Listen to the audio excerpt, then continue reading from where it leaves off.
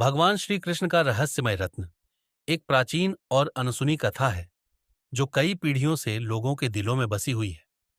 यह कहानी उस समय की है जब धरती पर अधर्म और अराजकता का बोलबाला था।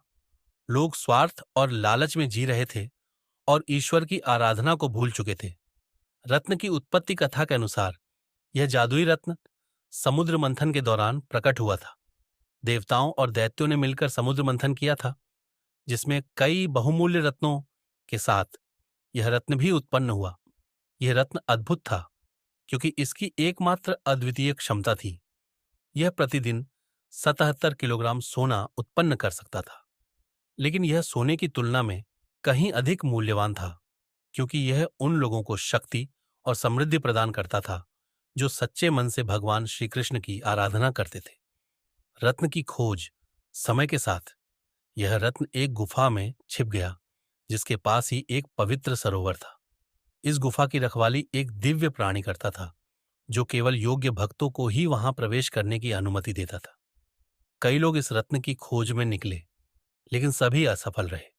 उन्होंने अपने स्वार्थ के कारण रत्न को केवल धन और भौतिक सुखों के रूप में देखा, और इस कारण उन्हें रत्न का आशीर्वाद नहीं मिला। तप और भक्ति।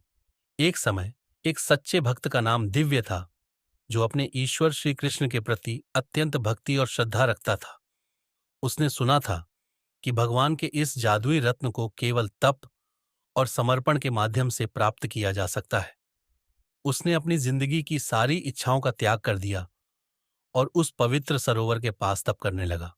वह कई महीनों तक केवल फल फूल खाकर और भगवान का स्मरण करते हुए तप करता रहा। परीक्षण एक दिन जब दिव्य गुफा के पास पहुंचा, तो उसने उस दिव्य प्राणी को देखा। दिव्य प्राणी ने उसे रोककर कहा, तुम्हारे तप की परीक्षा ली जाएगी। यदि तुम सही मन से पास हो गए तो तुम्हें रत्न प्राप्त होगा। दिव्य के मन में कोई डर नहीं था, क्योंकि उसकी भक्ति अपार थी। प्रश्नों की एक श्रृंखला पूरी करने के बाद दिव्य ने साबित कर दिया कि उसकी भक्ति सच्ची थी। उसने रत्न की अद्वितीयता समझी और केवल धन के लिए उसे नहीं चाहा। इसके बदले में उसे रत्न का आशीर्वाद मिला, और उसने प्रतिदिन उत्पन्न सोने का उपयोग केवल गरीबों की सहायता और धर्म के कार्य में किया। निष्कर्ष इस तरह, भगवान श्री कृष्ण का यह रहस्यमय रत्न केवल एक धन का प्रतीक नहीं रहा, बल्कि यह एक सच्ची भक्ति, प्रेम और सेवा का प्रतीक बन गया। दिव्य ने सिद्ध कर दिया कि जब भक्ति सच्ची होती है तो भगवान अपने भक्तों को अपार आशीर्वाद देते हैं। यह कहानी बताती है कि वास्तविक समृद्धि केवल भक्ति में है, न कि भौतिक वस्तुओं में। इस प्रकार भगवान श्री कृष्ण का रहस्यमय रत्न अब भी सिर्फ एक कथा नहीं, बल्कि एक प्रेरणा है, जो लोगों को सच्चे प्रेम और भक्ति की ओर अग्रसर करती है।